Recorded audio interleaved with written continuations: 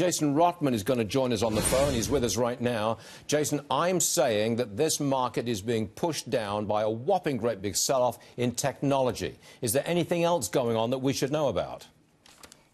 Yeah, of course. You know, there's three major factors.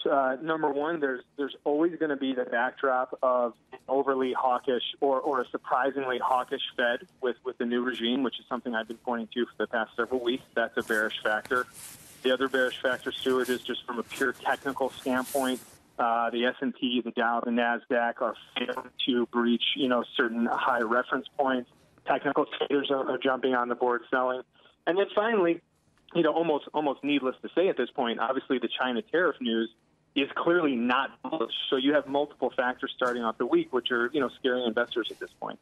Okay, is there at any point today, do you think you'll be a buyer of any group of stocks like technology? Would you be a buyer of any of the tech stocks today?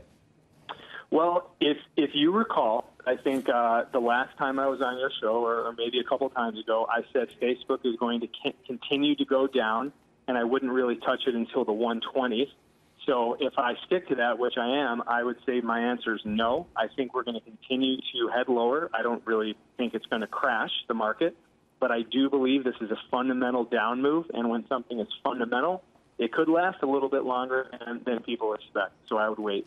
So you think we might drop below the previous low, which we hit, I think, in February? I can't remember exactly what that low was, but you think we'll test it and go below it?